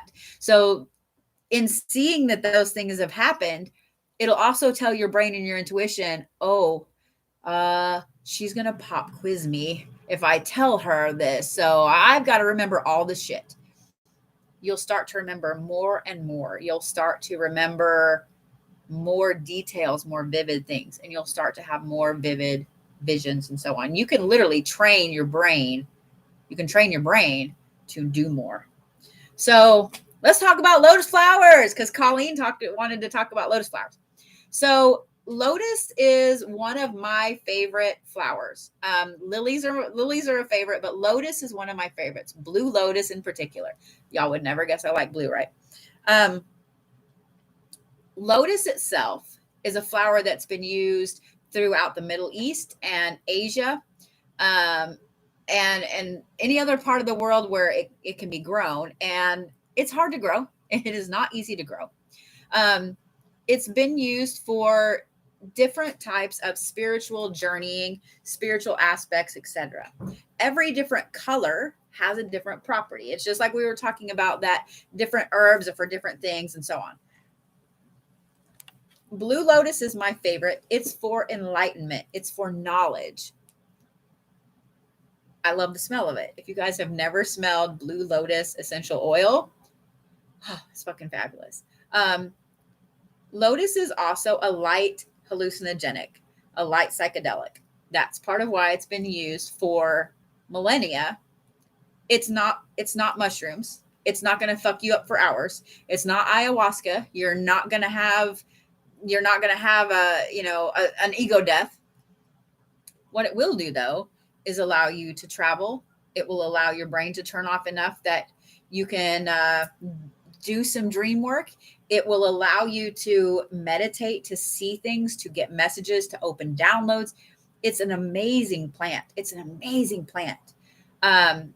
We carry blue and pink lotus in our shop on the Blue Bodhi. We probably need to carry white too at some point. There's several different colors. So blue is for enlightenment. Lotus is also an aphrodisiac. Pink is the symbol of Buddhism. It's peace and prosperity and happiness and calm. So it's used for a lot of different things. Pink also is a sedative, believe it or not. Blue isn't, but the pink is. So on our site, we have a tea called Buddhist Dreams that has pink lotus in it. And it's for doing some dream work. The base of the tea It's lavender, chamomile, and rose. It will knock your butt out. And it tastes amazing and it smells fabulous. But it's got pink lotus in it as well. So it's amazing. It's amazing.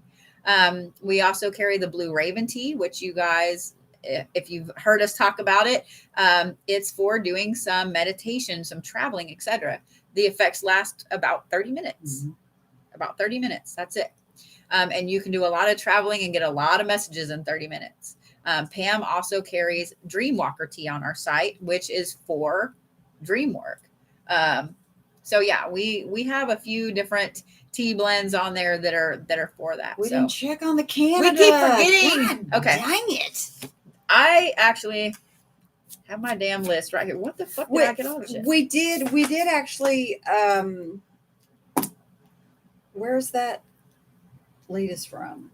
Finland. We did check on that and it was about $15, $15 to $20. Yeah. So it's going to be less than that, I would imagine. So yeah.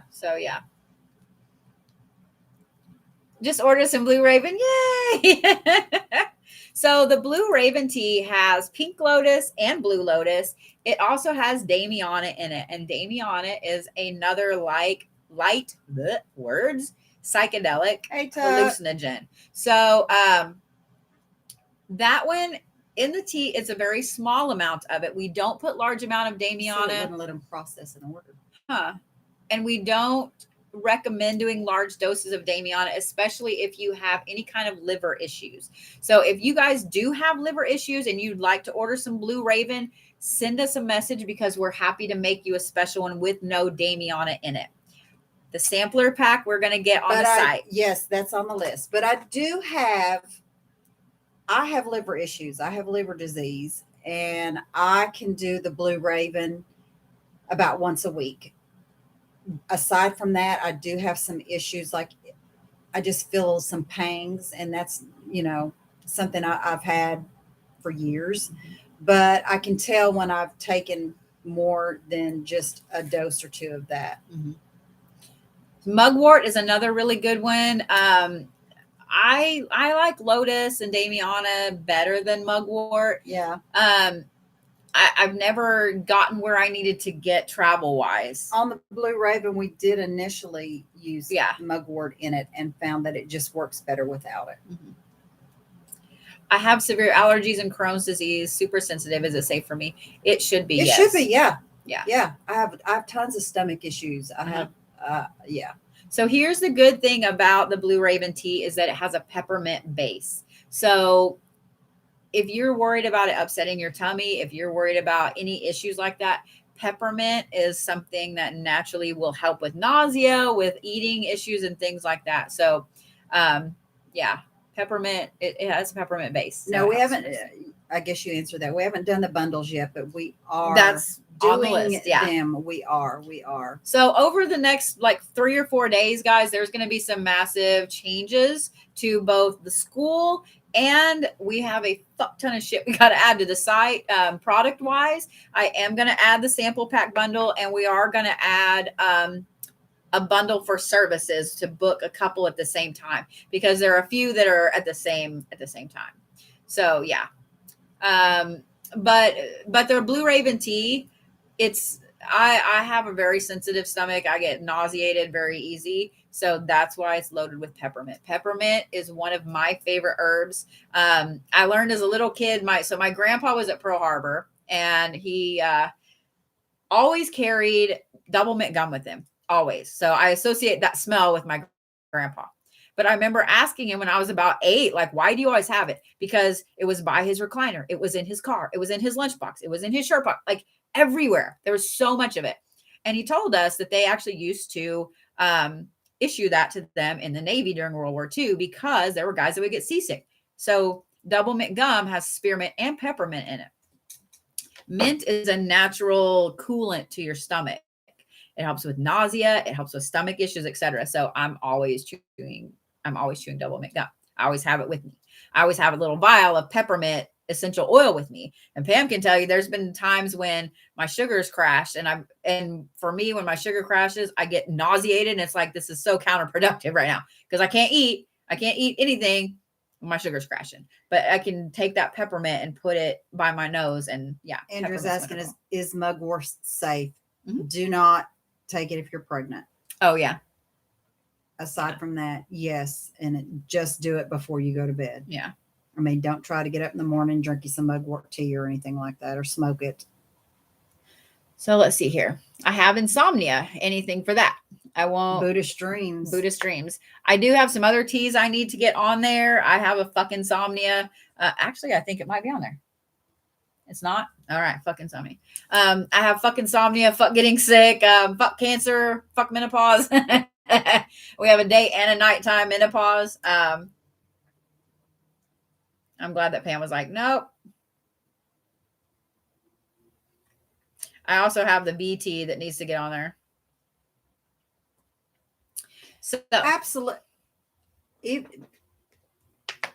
Asking for beginners, should they do protection before they drink the tea? Anybody should do protection any time. You need to do protection before you go to bed, whether you're using tea or not. You need to wrap yourself in white protective light. Yeah. Yeah. So the Buddhist dreams tea, everything in it is calming and a sedative. It won't bother restless leg syndrome. Like it should help. Yeah, the menopause tea is fabulous. Fabulous. We have a day blend and a night blend, and they're both wonderful. And guys, we also do custom teas. We do custom tea blends. So there is a service on the Blue Bodhi that you guys can go, and it's a session with Pam or I, either one. It includes a large bag of tea. We design custom shamanic teas. And when I say shamanic, I don't necessarily mean traveling or whatever. What this session is we will go through and talk to you about health issues, medications you're on, what you want, what you need to accomplish, what you want to accomplish, whether it's pain, whether it's stomach, whatever it is. And so the menopausal tea is good for all of that. Yeah. For premenopausal, perimenopausal, any stage of menopause, it's wonderful. And we have a day and a night. But we've designed so many custom teas for people over the last, year or so. We had one lady who was coming to us who was on a lot of pain pills because she had her back was fused in several places.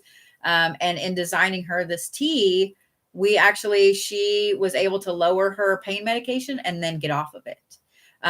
She was able to fly all the way to Hawaii from here and said she was fabulous. We have people that have been able to lower anxiety medicines and things like that. Now, we don't ever say, oh my God, stop taking all that medicine and drink. No. But after you get on so many damn medicines. The menopause tea is great for someone who just went through a hysterectomy. Yes. Yes. Very much. Somebody asked about insulin resistance. We actually have a diabetic tea that we need to get on there and a heart tea as well. So one of the teas. I'm insulin resistant, by the way. Yeah. One of the teas that we do need to get on there is called VT. It's VITTEA. It was designed for V. Neil, the makeup artist. We have a day and a nighttime. And the daytime, so with her in particular, she had a few different health conditions. And so it's designed for lung function. It's designed for blood pressure. It's designed for diabetes. It's designed for stomach issues. It's kind of almost an all around healthy tea. And it also has yerba mate in the daytime. So it helps calm your brain, but it's a pick me up at the same time. So it'd be great for ADHD. And then the nighttime is to help you sleep. And what's cool about it, the way we designed it was the daytime tea, when you make it, it ranges anywhere from a hunter green color to turquoise. And the nighttime tea ranges anywhere from a beautiful dusty pink to maroon, depending on how strong you make it. So I will have that up tomorrow. And guys, you can book this session with us and get the tea. Yeah. You can ask all of these questions. Let us know what your preferences are, what you absolutely hate in flavor, what you're allergic to, the whole shebang. And we will sit down and we will custom make it just for you. And if it is something that is absolutely fabulous, like the VT was just something that we were like, my God, I drink it every morning. Everyone can benefit from this tea. Let's make this a regular, something we make for you, maybe something that we want to carry and offer to the masses. Oh, Splenda sugar, none of that affects it. In fact, In the VT, we actually have stevia. Yeah. Yeah. We use natural stevia. Mm-hmm. So yeah. But with the custom tea blend, guys, we're happy to do that. And the bag. So when you book the session for the custom tea, that includes an hour session with one of us. The VT is and your first wonderful big bag for energy, keeping up with the kids. I'm telling you, Yeah. it gives you such motivation and such focus and motivation that, yeah. That's what I was getting to, Ashley. The bag that the custom tea blend comes in, it's like this big. Our little bags are anywhere from like 5 to 6 servings. The big bag, we don't have a big bag. Didn't we figure I think we figured it was like 25 to 30 servings. No, it was more than that. So I like mine strong. So yeah. You don't need a steeper. So we can send you a few if you just put in the notes, you can get a tea ball. You can get their spoons that have a little thing on the end. The straw has the strainer spoon. Yeah. Those are fabulous. Or you can get disposable tea bags or reusable ones and just reuse them. They're or just cloth. If you have a Keurig, they have empty like plastic cups you can get. You can put the tea in there and put it in just like a Keurig pod. So yeah. Weight loss tea. We're working on it. So the VT does have some stuff in it for healthy weight, but it's not weight loss. So yeah. Forgot to ask you earlier about having a sigil made. I'm pretty sure I have a service on there for having a sigil because when I design a custom sigil for somebody, I need to talk to you for a while first. The VT, it'll be on there. Yeah, I need to know why you need it, the aspects spiritually, different things like that. So like with Pam's, I spend a lot of time with Pam. So I already knew why she needed that sigil. I knew why I was creating it for her. So I do mine very similar to how some of the Buddhist sakyants are done. A sakyant. She said she didn't see the sigil option. Okay. Put that on your list. On my list. Listen, all right. y'all.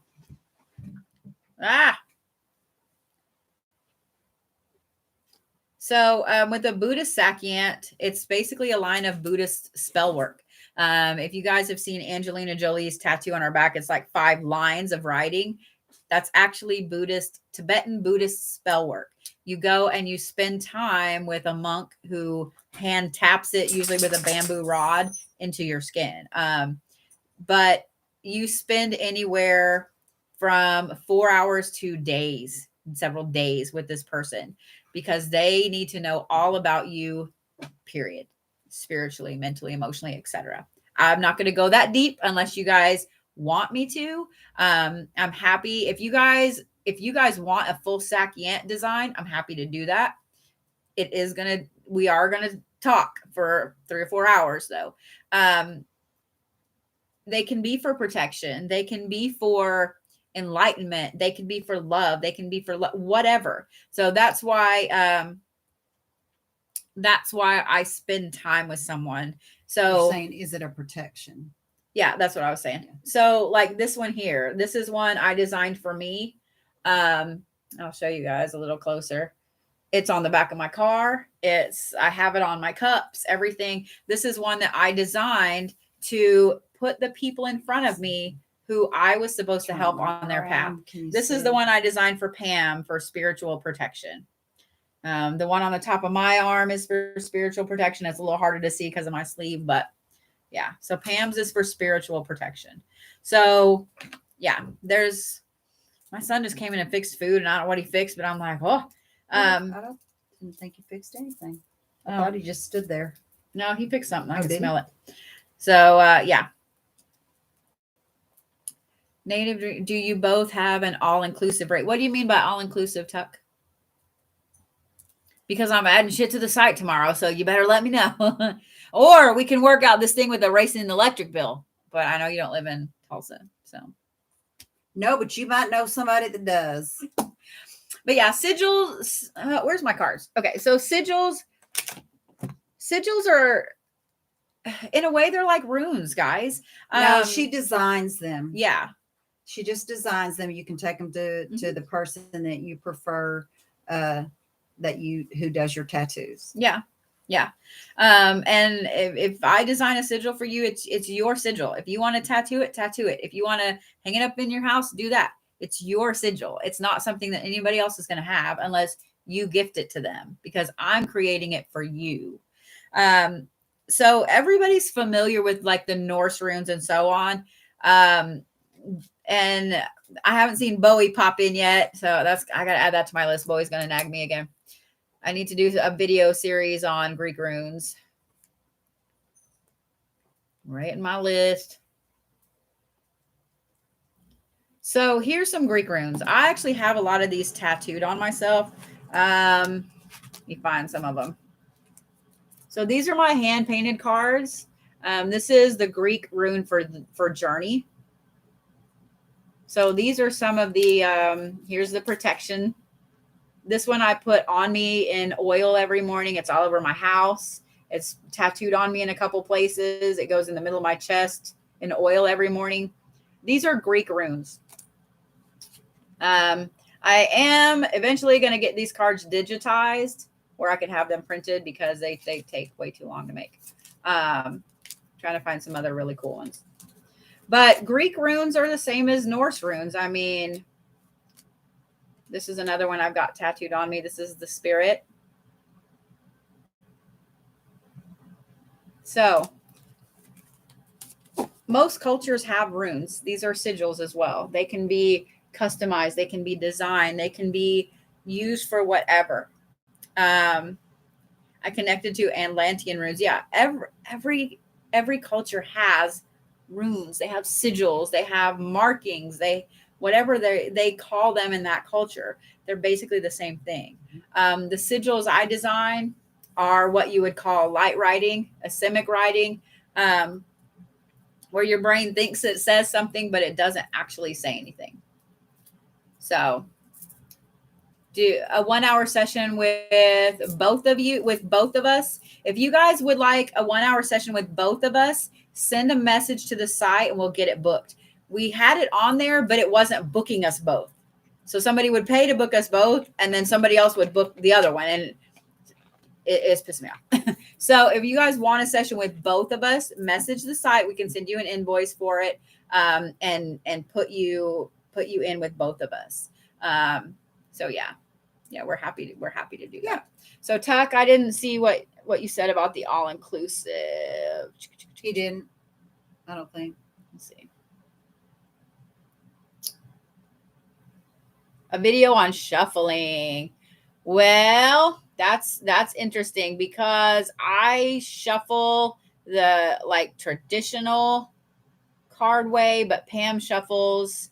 I have old arthritic hands, y'all. Pam shuffles differently. We both shuffle very differently. Completely differently. So Tuck, you'll have to ask your question again. How much free time next week can I book with you both? I guess it depends how much you want. Shuffle, Tuck. So where Pam shuffles cards like you would. I can't. I've tried repeatedly to shuffle cards like regular shuffling. Yeah. She isn't old. But I know she says old.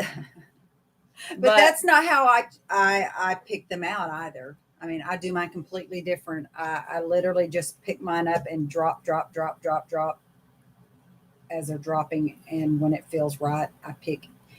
I either pick the one that's underneath my hand or I pick the one that's on the table, because I don't have cards that'll always just spread out. Yeah. You get the ones that have the funny film on them and they won't just spread to where I can pick them. That's how I do mine. And that's just my own thing. I've never seen anybody else do them that way. So, So yeah. So you guys shuffle how you feel right. I mean, the way I shuffle, I like doing it that way because I like flyers. I like watching the bitches fly out and come out whopper jaw and all that shit. See, I get no whopper jaws.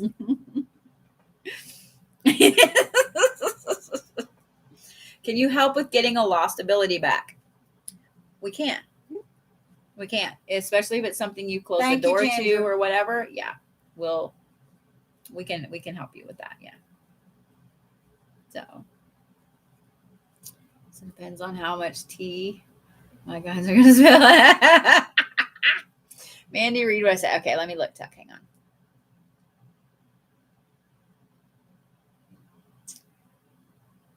Well, heck, Tuck. This week will be enlightening as how much free time can I book with you?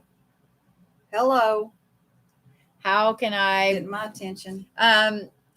You can book that as a spiritual coaching session on the side. Yeah. So if you guys need help with unlocking a skill with reopening it, let's say that, with reopening, because there is another thing on there for unlocking.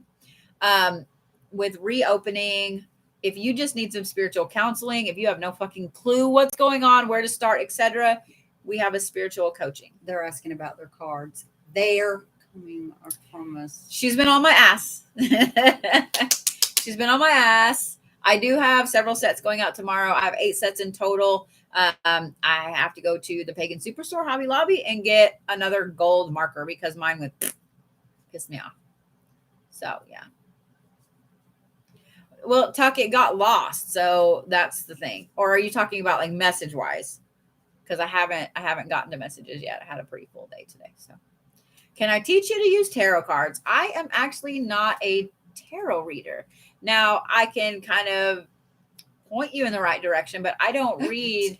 He said you slurred his name for a reason. Yeah. I don't read tarot. I do Oracle. Now I can help you with Oracle.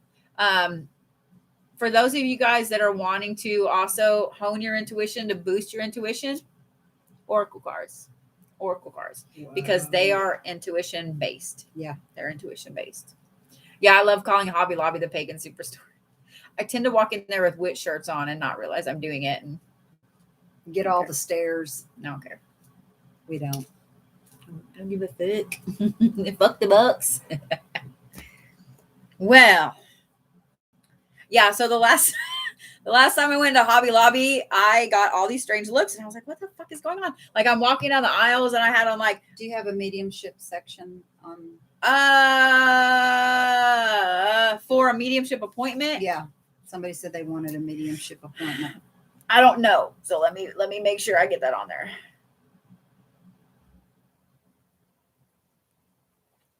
I will get it on there in the morning. How about that? But yeah, I walked in there with almost a black wrap, jeans, tennis shoes, t-shirt. Like I didn't think anything about it. My sunglasses, and the shirt I was wearing said "Support your local witches." So Andrea said all of her cards were sideways or upside down today. They were, yeah. Yeah, they were. Every fucking where. Yeah, every fucking where. So yeah, so like we said, we're revamping our school, or the mentorship program. So I need to record it, making it bigger and better. So we're also going to be recording like a preview type video so that you can go on and preview our video and see what our school is about, what we teach, and just to kind of help you if you're kind of on that fence and not really sure, do you want to step out and pay $50 a month for our program? You're going to see just what we do and how we do it, and we know you'll want it. So somebody asked, what would a sideways card mean as opposed to normal or reversed?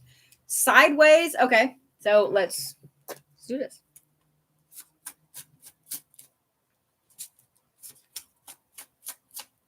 So a sideways card, say this pulls sideways. Oh, this is a good card too. So the magus in Greek, this rune here, is a male magical figure, masculine energy. So a warlock, a sorcerer, etc. So if it was upside down, I would say, okay, you are not connecting to, if it's just this card, you're not connecting to your feminine or your masculine energy. Your feminine energy is overrunning your spiritual practice. If it's sideways, it would depend the cards around it. I would need another card because I would need to know, is it going this way? Is it going that way? It means it's in a neutral position.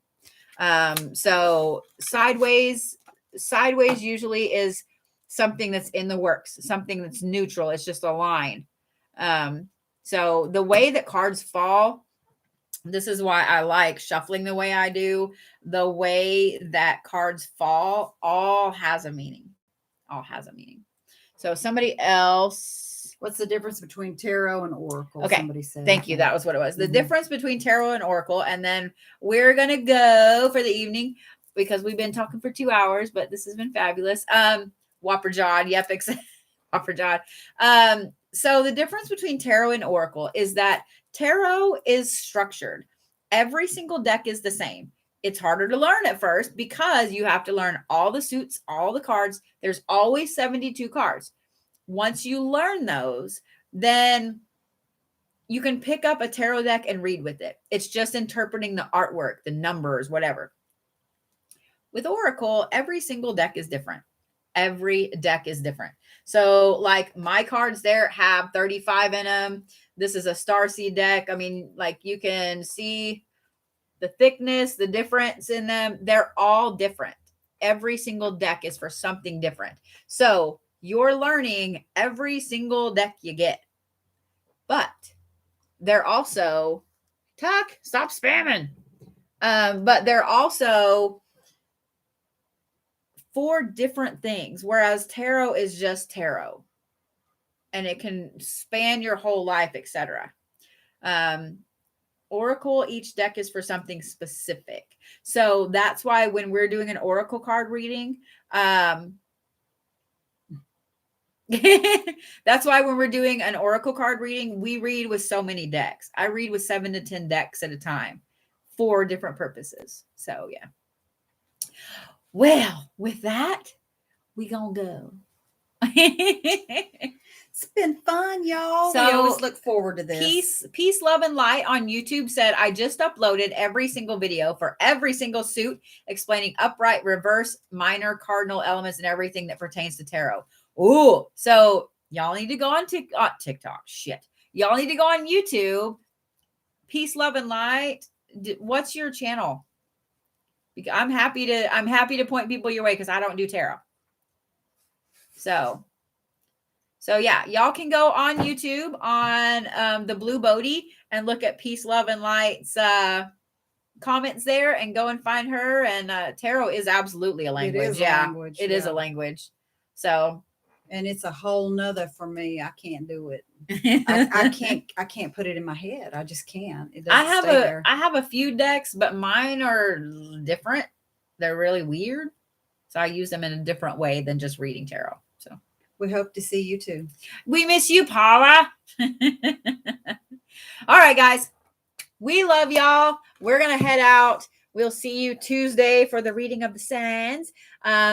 Keep an eye out over the next couple of days. If you guys are not members on the Blue Bodhi, go through, sign up, because I will be sending out an email that talks about new products. It talks about services, etc.